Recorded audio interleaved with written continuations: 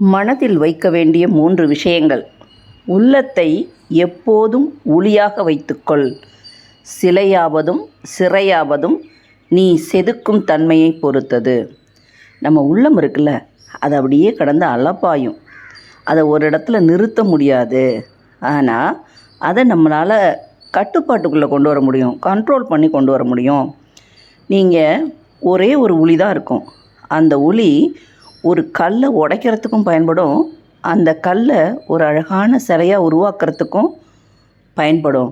அதே உளியை வச்சு யாரையாவது நீங்கள் குத்துனீங்கன்னா ஒரு கொலைகாரன்னு ஒரு சிறைக்கு போக வேண்டிய ஒரு மோசமான நிலைமைக்கு போவீங்க. அதனால் உங்கள் கையில் தான் அந்த உளி இருக்குது, வாழ்க்கை இருக்குது. அதை எதை தேர்வு பண்ணுங்கிறது நீங்கள் எடுக்கிற முடிவில் தான் உங்களுடைய வாழ்க்கை சந்தோஷமாக இருக்கா துக்கமாக இருக்கா அப்படின்னு மாறும். இரண்டாவதாக, வெற்றியும் தோல்வியும் 2 படிகளே. ஒன்றில் உன்னை நீ உணர்ந்து கொள்வாய், மற்றொன்றில் உன்னை நீ திருத்திக் கொள்வாய். வெற்றி வந்தோன்னே அப்படியே மமதையில் நம்ம என்ன செய்கிறோன்னு தெரியாமல் செய்யும் பொழுது தடுமாறி நம்ம தலைகீழ விழுவோம். வெற்றியும் ஒரு படி தான், தோல்வியும் ஒரு படி தான். ஒரு படி வெற்றினா அடுத்த படி தோல்வி. ரெண்டும் வாழ்க்கையில் மாறி மாறி தான் வரும். வெற்றி அடையும் பொழுது நீ யாருன்னு உனக்கு தெரியும். தோல்வி அடையும் போது நீ எதை செய்யக்கூடாது, எதை திருத்தி கொள்ளணும்னு வாழ்க்கையில் கற்றுக்கொள்வாய். அதனால் வெற்றியையும் தோல்வியையும் சமமாக நீ கருதலுமே தவிர, வெற்றி வரும்போது மமதை கொள்வதும் தோல்வி வரும்போது துவண்டு போகிறதும் தேவையே இல்லை.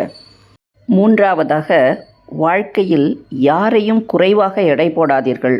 உலகத்தையே மூழ்கடிக்கும் கடல் தனது மேல்பட்ட ஒரு துளி எண்ணெயை மூழ்கடிக்க முழுவதில்லை.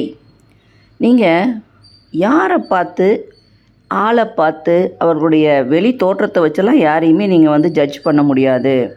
சிரித்து பேசுவாங்க, பின்னாடி மனசு அவங்களுக்கு மோசமான மனசாக இருக்கும். உங்களுக்கு அவங்க எதிரியாக இருப்பாங்க. ஆனால் 2 வார்த்தை திட்டுவாங்க, உங்களை திரும்பி கூட பார்க்காம போவாங்க. ஆனால் அவங்க உங்களுக்கு துணையாக நிற்க முடியும். இவங்க சின்னவங்க, இவங்க ஏழை, இவங்க ரொம்ப படிக்காதவங்க, இப்படியெல்லாம் நீங்கள் யாரையும் பிரித்து அவர்கள் நமக்கு எந்த உதவியும் செய்ய மாட்டாங்கன்னா நினைக்க முடியாது. வாழ்க்கையில் நீங்கள் எவ்வளோ பெரிய ஆளாக இருந்தாலும் பிறரை என்னைக்கு மதிக்கிறீங்களோ அன்னைக்கு தான் உங்களால் வாழ்க்கையில் முன்னேற முடியும். குறைவாக மதிப்பிடாமல் எல்லோரையும் மதியுங்கள், வாழ்க்கையில் உயருங்கள்.